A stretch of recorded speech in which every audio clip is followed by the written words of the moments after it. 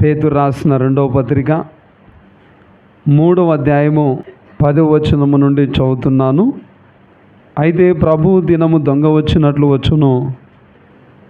ఆ దినమున ఆకాశములు మహాధ్వనితో గతించిపోవును, పంచభూతములు మిక్కటమైన వేండ్రముతో లయమైపోవును, భూమియు దాని మీదనున్న కృత్యములను కాలిపోవును. ఇవన్నీ ఇట్లు లయమైపోవునవి గనుక పంచభూతములు మహావేంద్రముతో కరిగిపోవునట్టు దేవుని దినపు రాకడ కొరకు కనిపెట్టుచు దానిని ఆశతో అపేక్షించుచు మీరు పరిశుద్ధమైన ప్రవర్తనతోనూ భక్తితోనూ ఎంతో జాగ్రత్త గలవారై ఉండవలెను. ఈ చదవబడిన వచనములో ప్రభు రాకడ వచ్చినప్పుడు ఎలా ఉంటుందో పేతురు గారు ఇక్కడ వివరిస్తూ ఉన్నారు. భక్తుడైన పేతురు, ఆకాశములు గతించిపోతాయట, మహాధ్వనితో గతించిపోతాయి, పంచభూతములు మిక్కటమైన వేంద్రముతో లయమైపోతాయి, ఇంకా భూమియు దాని మీదనున్న కృత్యములు కాలిపో. ప్రభు యొక్క రాకడ సమయములో జరిగేటటువంటి పరిస్థితులు. అయితే ఇవన్నీ ఇట్లు లయమైపోయినవి కనుక అని అంటూ ఆయన ఏం చెప్పారు?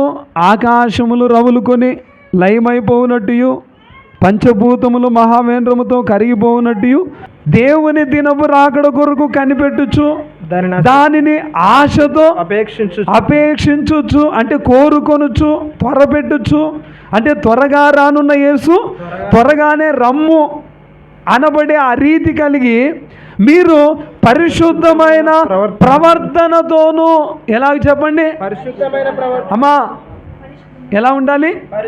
పరిశుద్ధమైన ప్రవర్తన. అందరు చెప్పాలి, ఏ ప్రవర్తన? పరిశుద్ధమైనటువంటి ప్రవర్తన. ప్రభు వచ్చేసరికి ఎలాగుండాలంట? మన ప్రవర్తన పరిశుద్ధమైన ప్రవర్తనతో ఉండాలంట. మనం అలాంటి వారే. పోయిన వారు ఏం నేర్చుకున్నాము? భక్తి కలిగి ఉండాలి, విన్నాం. ఈ వారం ఏంటంటే పరిశుద్ధమైన ప్రవర్తన. ఏ ప్రవర్తన చెప్పండి? అందరు చెప్పాలి గట్టిగా. పరిశుద్ధమైన ప్రవర్తన లేకపోతే మేఘమెక్కలేం. మేఘం ఎక్కకపోతే విడవబడతాం, ఈ లోకములోనే విడవబడతాం. 7 ఏళ్ళ భయంకరమైన శ్రమలు. కాబట్టి ఎంత ప్రమాదమో చూడండి. నేను శ్రమలు చెప్పి మిమ్మల్ని భయపెట్టడానికి కాదు, కానీ జరగబోయేది మనం తెలుసుకోవాలి. ప్రభువు కూడా చెప్పారు కదా, జరగబోవు వీటి నెలను తప్పించుకొని మనుష్య కుమారుని ఎదుట మనము నిలవబడుటకు శక్తిని పొందాలి. దాంట్లో ఒకటి ఏంటంటే పరిశుద్ధమైన ప్రవర్తన. బైబిల్లో కొన్ని ప్రవర్తనల గురించి వ్రాయబడ్డాయి. వాటిని మనం ధ్యానించి ముందుకు వెళ్దాం. చూడండి, కీర్తన, దావీదు రచించిన కీర్తనలు 31వ కీర్తన 23వ చరణాన్ని చదవండి. యెహోవా భక్తులారా మీరందరూ ఆయనను ప్రేమించుడి. యెహోవా విశ్వాసులను కాపాడును. గర్వముగా ప్రవర్తించు వారికి, అందరు చెప్పండి, గర్వముగా ప్రవర్తించు వారికి ఆయన గొప్ప ప్రతీకారము చేయును.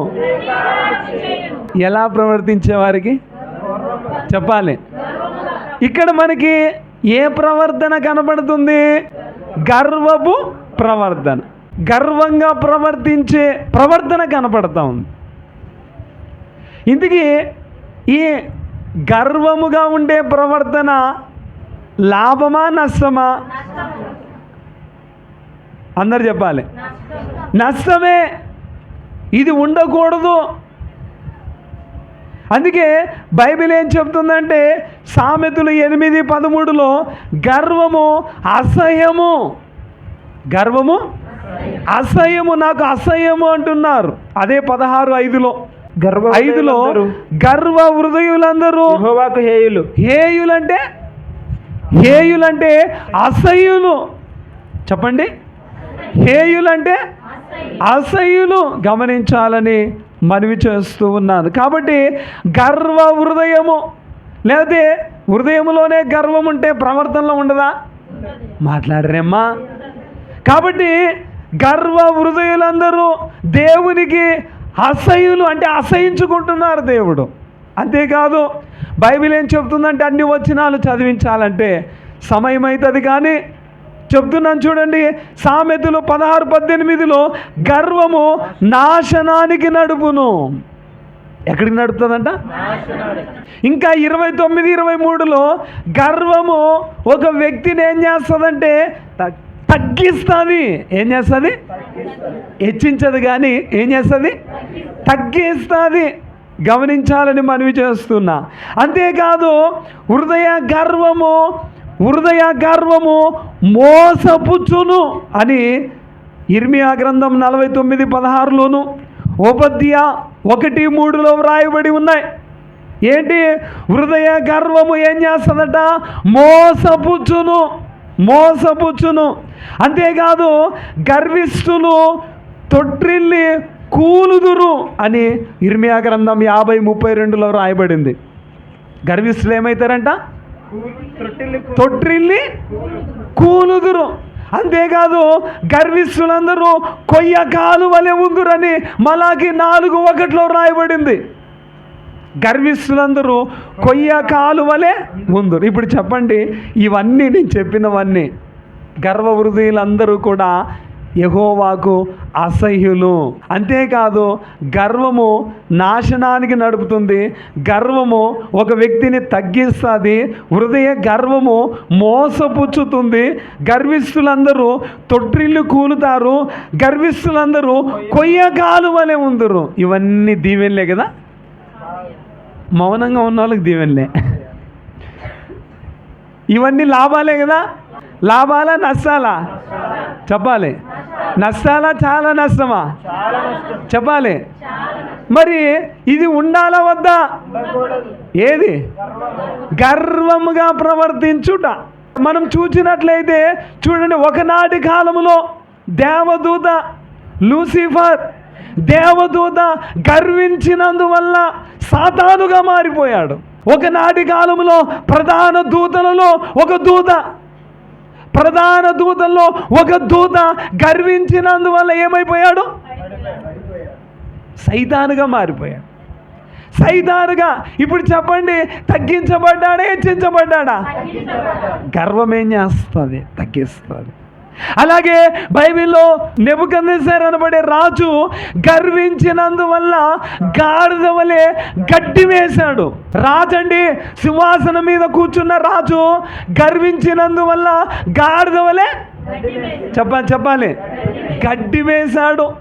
ఆ తర్వాత తను సరిచేయబడ్డాడు. అంటే తనకు మార్పు వచ్చింది. అంటే దేవుడు ఎవరినైనా ఏమైనా చేయగలరు. సింహాసనం మీద కూర్చున్న వాళ్ళని పెంట కుప్పల్లో పడేయగలరు. పెంట కుప్పల్లో కూర్చున్న వారిని సింహాసనం ఎక్కించగలరు అనబడే బుద్ధి వచ్చింది ఎవరికి? నెబుకద్నెజర్ రాజుకి.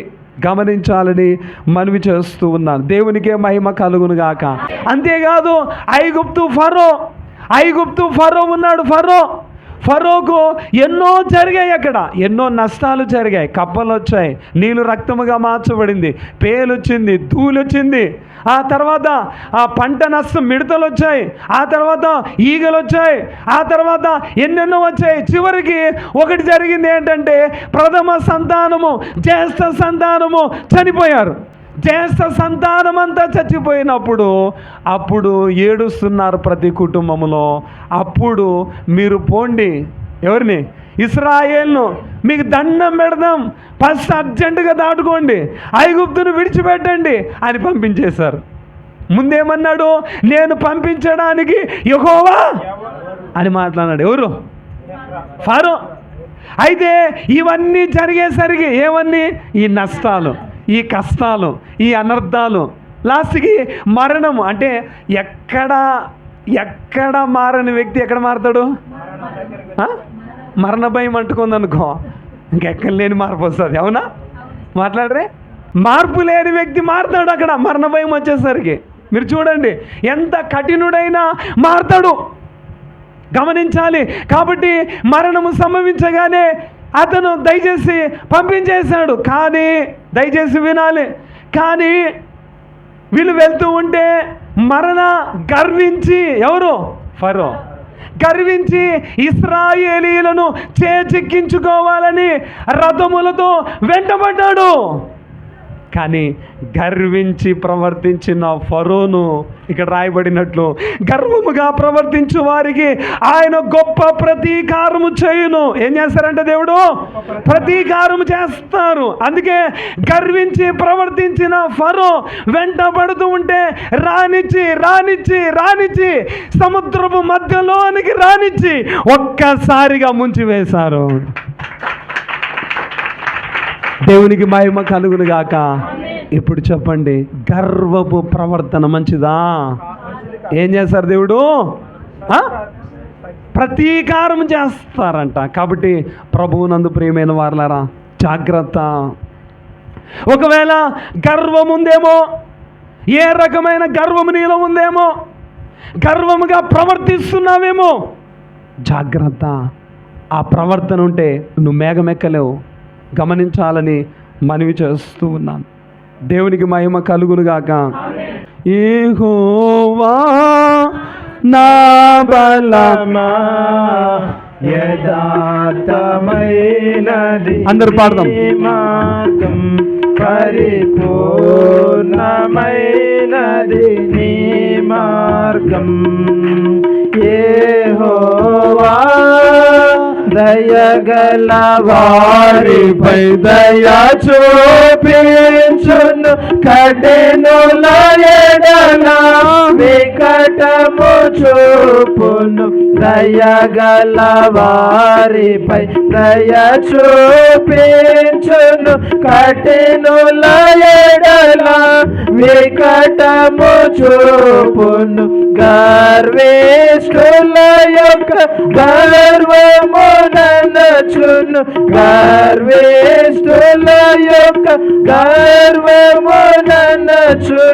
సర్వము ఎరిగిన సర్వాధికారి, సర్వము ఎరిగిన సర్వాధికారి. యెహోవా నా బలమా యథార్థమైనది నీ మార్గం, పరిపూర్ణమైనది నీ మార్గం. ఇక రెండవదిగా మనం చూసినట్లయితే రోమాపత్రిక 8:13, మీరు శరీరానుసారంగా ప్రవర్తించిన ఎడల చావవలసిన వారి యుందురు. ఇక్కడ ఈ వచనంలో ఏం కనబడుతుంది? ఎటువంటి ప్రవర్తన? శరీరానుసారముగా ప్రవర్తించిన ఎడల మీరు చావవలసి ఉందురు. అంటే మరణానికి వెళ్తారు మీరు. ఏ ప్రవర్తన? ఇంతకీ శరీరానుసారమైన ప్రవర్తన అంటే ఏంటంటే, ఇక్కడ శరీర కార్యముల గురించి గలతీ పత్రికలో వ్రాయబడింది. తీయండి ఒకసారి 5వ అధ్యాయము 19వ వచనాన్ని. శరీర కార్యం అక్కడ మనకు కనపడదు. శరీర కార్యాలు ఏంటంటే అవేవనగా జారత్వము. ఏం చెప్పండి? జారత్వము. ఇది శరీరానుసారమైన ప్రవర్తన. జారత్వం కలిగిన వారు శరీరానుసారమైన ప్రవర్తన అంటే ఒక పురుషునికి దేవుడు ఒక భార్య అని ఏర్పాటు చేస్తారు, లేక ఒక స్త్రీకి ఒక పురుషుడు అని దేవుడు ఏర్పాటు చేస్తారు. కానీ దీనికి మించినది జారత్వమే. ఇటువంటి జారత్వము కలిగి ఉంటే నువ్వు ఏ ప్రవర్తన కలిగి ఉన్నావంటే శరీరానుసారమైన ప్రవర్తన. రెండోది అపవిత్రత, మూడోది కాముకత్వము.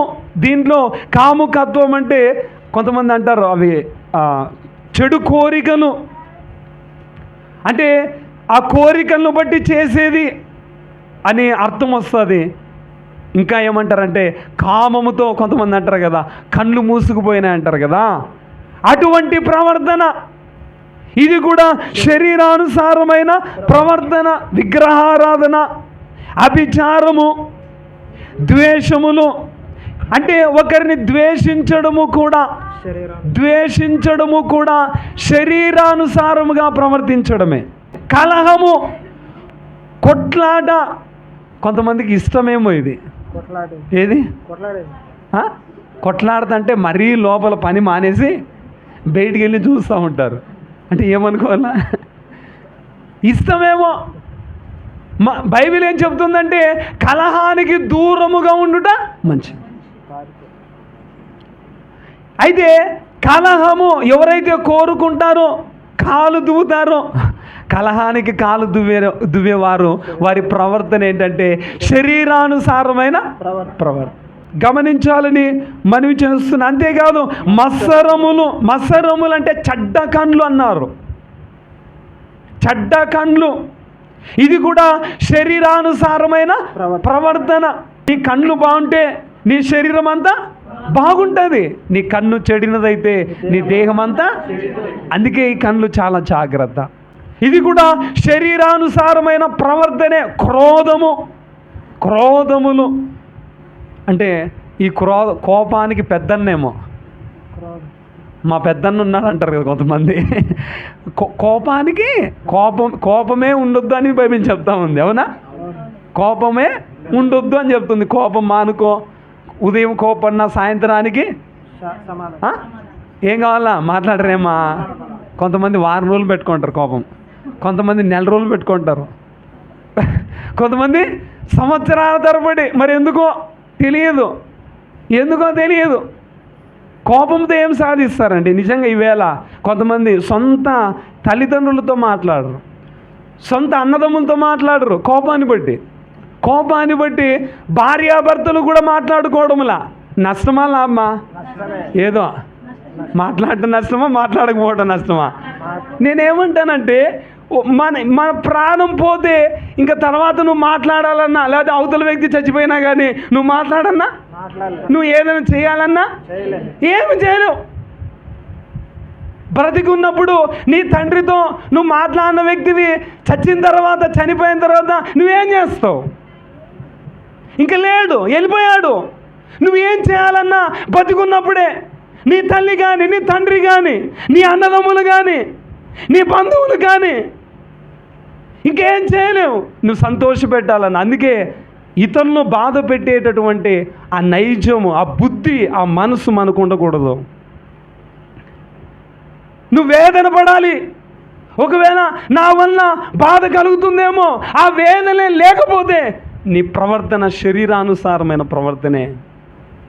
జాగ్రత్త, గమనించాలని. కొంతమంది కోపముతో అండి, కోపము కంటే ఇది క్రోధం అంటే వాళ్ళ పెద్దన్న, అలా పెద్దన్న. ఇది అసలే ఉండకూడదు. గమనించాలని మనవి చేస్తున్నా. కక్షలు ఏంటి అంటే పండ్లు కొరుకుతారు కొంతమంది. అంతే కదా, ఏం చెప్పాలి దీనికి అర్థం? పండ్లు కొరుకుతా అంటారు. బాగా జరగాలనే వాళ్ళకి. ఏం జరగాలా? అలాగే జరగాలనే. మంచిదా ఇది?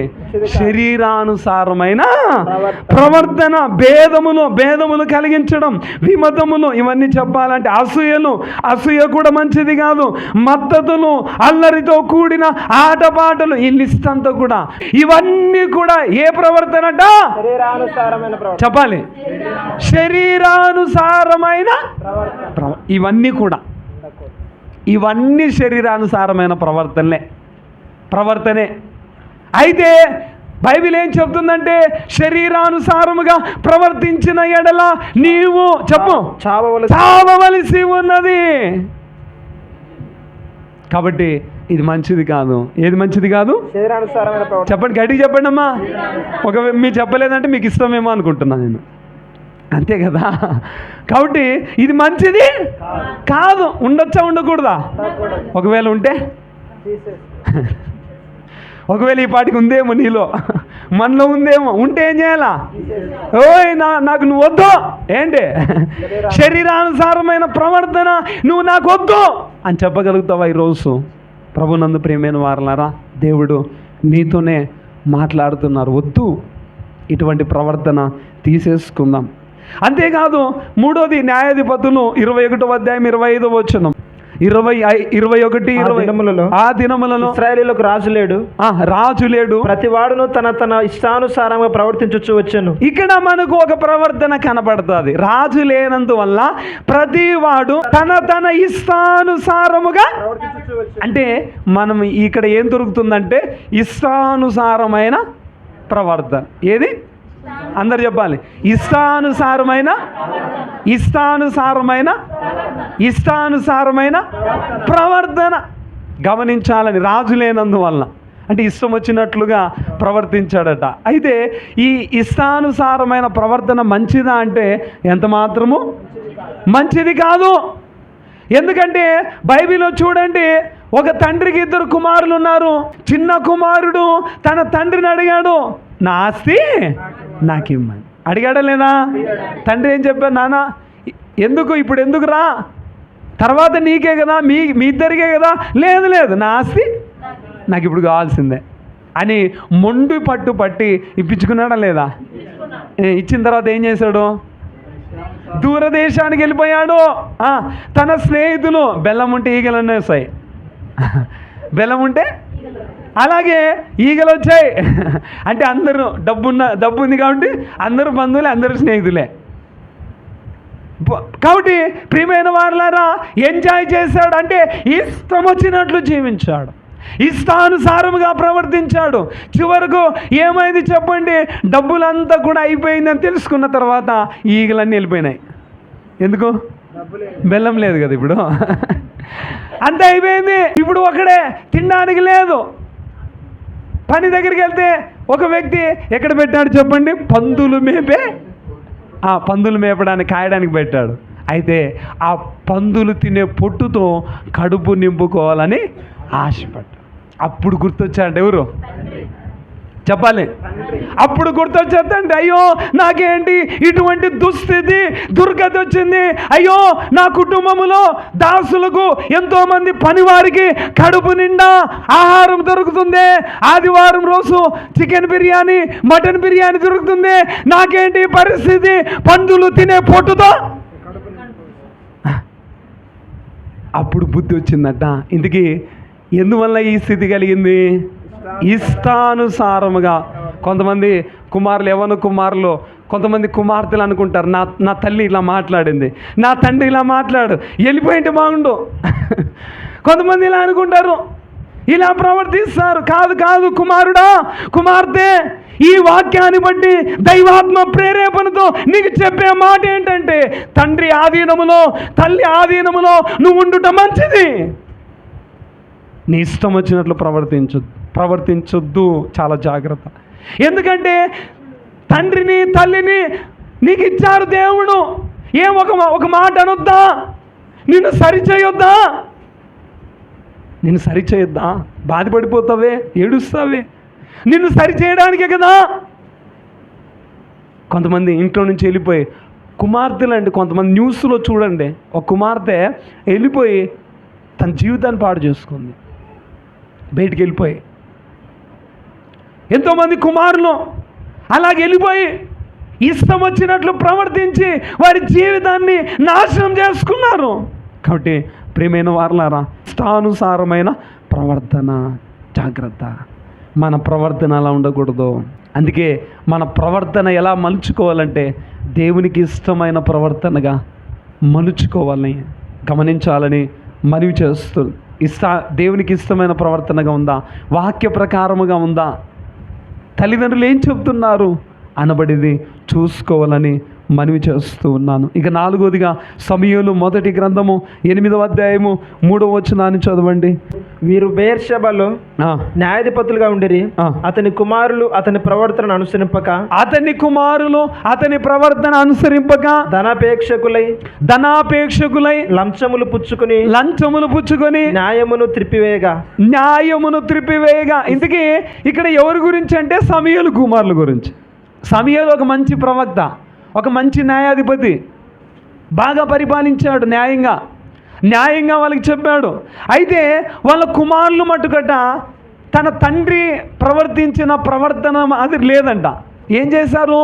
డబ్బాశ కలిగిన వారై, ధనాపేక్ష కలిగిన వారై లంచములు తీసుకొని న్యాయాన్ని త్రిప్పివేశారంట. ఇదేం ప్రవర్తన అని చెప్పాలో మరి.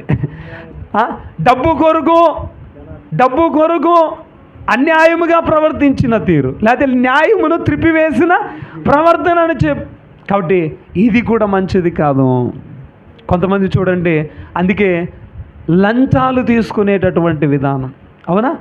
జీతం ఉంటుందండి, కొంతమందికి జీతం ఉంటుంది, కానీ ధనాపేక్ష కలిగిన వారే అంటే వెంటనే నేను డబ్బు సంపాదించాలి.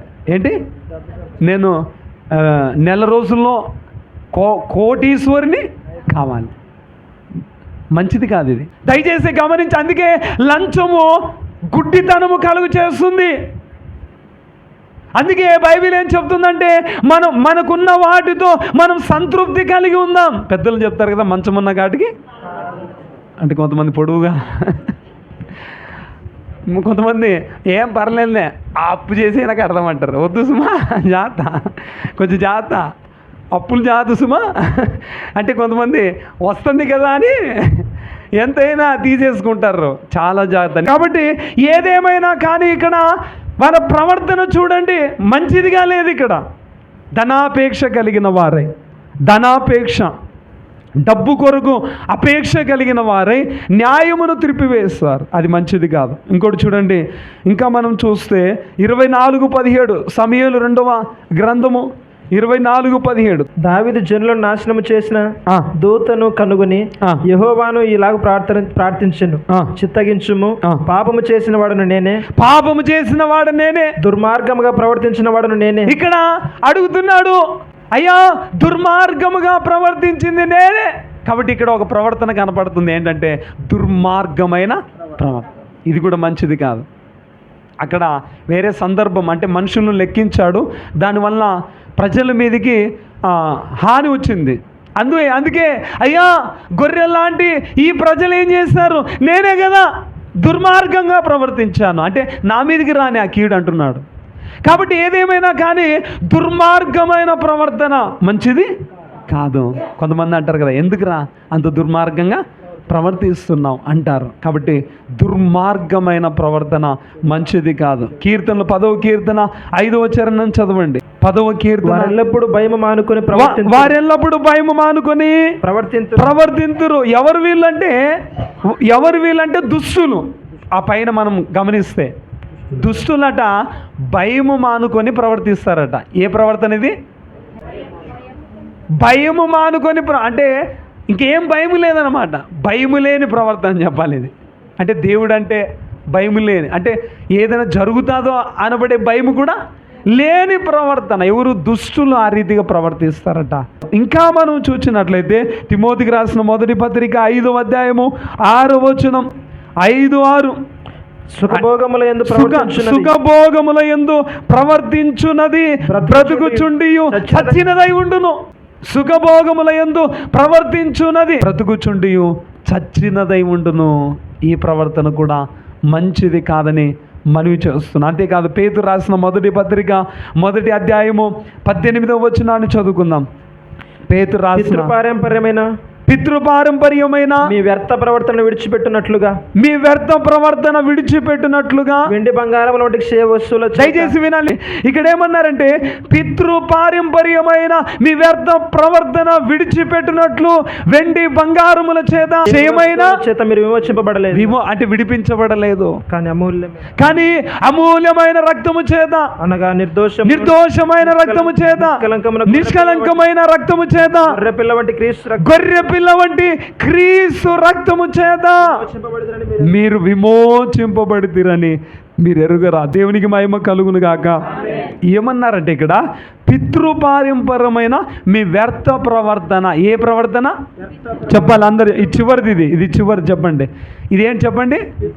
పితృపారంపర్యమైన అంటే కొంతమంది పితృపారంపర్యమైన అంటే మా పెద్దలు ఇది పెట్టారు, మా పెద్దలు ఇది చెప్పారు అంటారు చూడండి. ఇంకా మీకు చెప్పాలంటే ఆచారాలు, దాన్ని ఏమన్నారు?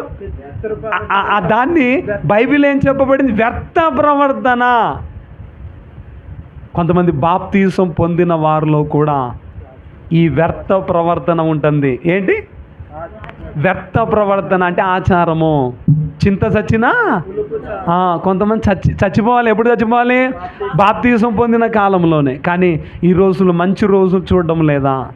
విధవరాలు ఎదురొస్తే మంచిది కాదనుకుంటున్నారే, పిల్లి అడ్డం వస్తే మంచిది కాదనుకుంటున్నారే, వాస్తులు చూస్తున్నారే, ఇంకా ఏం చెప్పాలి? చాలా ఉన్నాయి, ఇంకా బోలెడను ఉన్నాయి. ఇది వ్యర్థ ప్రవర్తన కాదా? దయచేసి గమనించాలని మనవి చేస్తున్నా. ఇలాంటివి రకరకాల విధానాలు. అయితే ఈ వ్యర్థ ప్రవర్తన విడిచిపెట్టినట్లు మిమ్మును క్షయ వస్తువుల చేత విడిపించలేదు, కానీ ఈ వ్యర్థ ప్రవర్తన నుంచి మనల్ని విడిపించడానికి అమూల్యమైన రక్తము దేవుడు చిందించి మనల్ని విమోచించారు. గట్టిగా చప్పట్లు కొడదామా? నేను అడుగుతున్నా మిమ్మల్ని, గట్టిగా చప్పట్లు కొట్టిన వాళ్ళారా, మీరు విమోచింపబడ్డారా? ఇంకా దాంట్లోనే ఉన్నారా? పాస్టర్ గారు ఏమన్నా అనుకుంటారు కాబట్టి విమోచింపబడ్డాం అని చెప్తారు మీరు. దయచేసి గమనించాలి. కాబట్టి ప్రియమైన వారులారా, వ్యర్థ ప్రవర్తన ఇవన్నీ కూడా నేనేమంటున్నానంటే ఇవన్నీ నిన్ను మేఘమెక్కించవు. ఇవన్నీ మేఘమెక్కించవు. ఏంటి చెప్పండి? గర్వపు ప్రవర్తన, శరీరానుసారమైన ప్రవర్తన, ఇష్టానుసారమైన ప్రవర్తన, న్యాయమును త్రిప్పివేసే ప్రవర్తన, దుర్మార్గ ప్రవర్తన, భయము లేని ప్రవర్తన, సుఖభోగముల యందు ప్రవర్తన,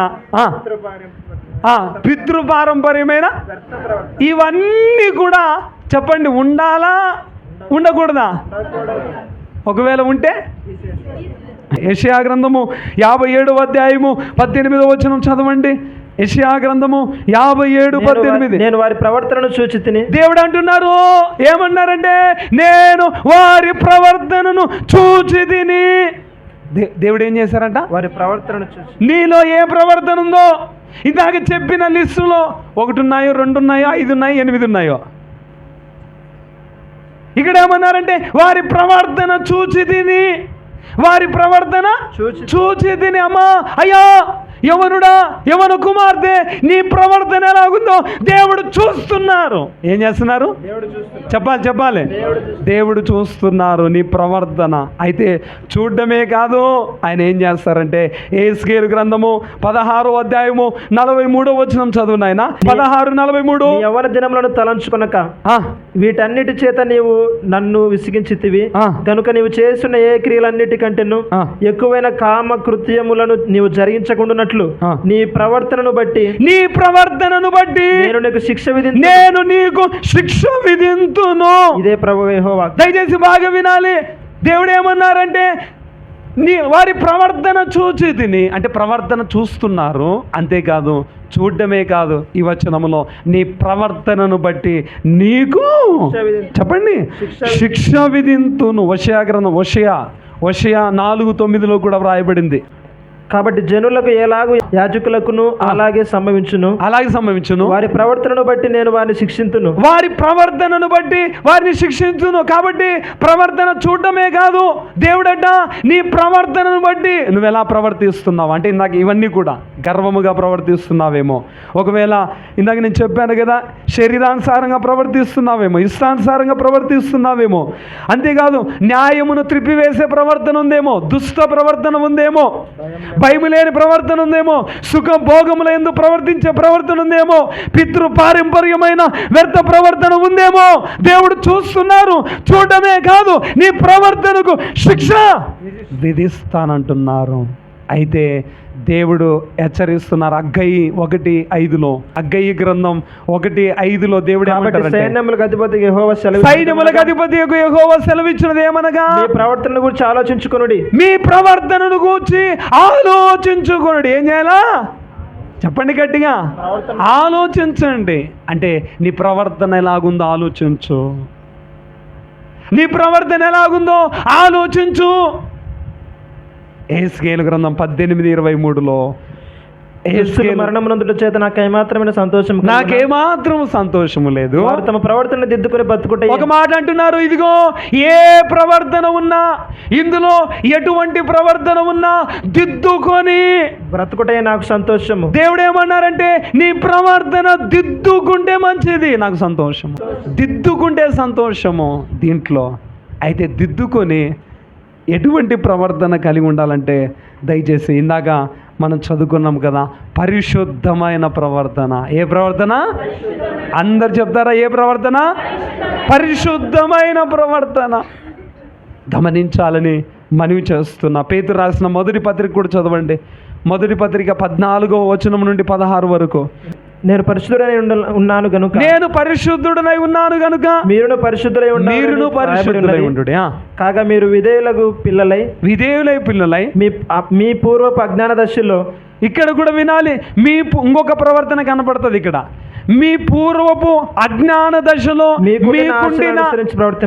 మీకుండిన మీ పూర్వపు అజ్ఞాన దశలో, అంటే దేవుని నమ్మకముందు, దేవుని దగ్గరికి రాకముందు అజ్ఞాన దశలో మీకుండిన ఆశలను అనుసరించి ప్రవర్తింపక ఈ ప్రవర్తన కూడా ఉండొద్దు అని చెప్తూ, మిమ్మల్ని పిలిచిన వాడు పరిశుద్ధుడైన ప్రకారం, మిమ్మల్ని పిలిచిన వాడు పరిశుద్ధుడై ఉన్న ప్రకారము మీరును సమస్త ప్రవర్తన యందు పరిశుద్ధులై ఉండుడి. మీరును సమస్త ప్రవర్తన యందు ఎలా ఉండాలి? పరిశుద్ధులై ఉండు. అంటే మన ప్రవర్తన పరిశుద్ధమైన ప్రవర్తనగా ఉండాలి.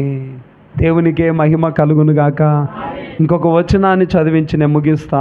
కొరింథీ మొదటి పత్రిక 15వ అధ్యాయము 34వ వచనము. కొరింథీ మొదటి పత్రిక 15:30. ప్రవర్తన గలవారై, నీతి ప్రవర్తన, ఇది కూడా పరిశుద్ధమైందే, నీతి ప్రవర్తన గలవారై మేల్కొని పాపము చేయొద్దు. ఎందుకంటే ప్రభు రాని ఉన్నారు, నువ్వు మేల్కో. పరిశుద్ధమైన ప్రవర్తన. అందుకే ఇదిగో బైబిల్లో యోసేపు పరిశుద్ధమైన ప్రవర్తన.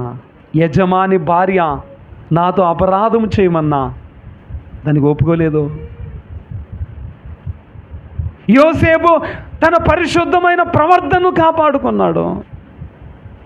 ఇంకోటి దానియేలు మంచి ప్రవర్తన, పరిశుద్ధమైన ప్రవర్తన. నేను యవనస్తులకు చెప్తున్నా, యవన కుమార్తెలకు చెప్తున్నా, అందరికీ చెప్తున్నా. బైబిల్ ఏం చెప్తుందంటే, ఆ దినము రాబోతుంది, ఇదిగో చెప్పబడిన ఈ ప్రవర్తనలో ఏమున్నా ఆలోచించుకో, దిద్దుకో, ఆలోచించి దిద్దుకొని మన ప్రవర్తన ఎలా ఉండాలంటే పరిశుద్ధమైన ప్రవర్తన. పరిశుద్ధముగా, మన దేవుడు పరిశుద్ధుడు కనుక పరిశుద్ధమైన ప్రవర్తన కలిగి ఎప్పుడు రాకడ వచ్చినా ఆ రాకడలో మనం మేఘమెక్కే ఆ రీతి మనం కలిగి ఉండాలి. అట్టి ధన్యత దేవుడు మనకెల్లరకు మీకెల్లరకు అనుగ్రహించును గాక.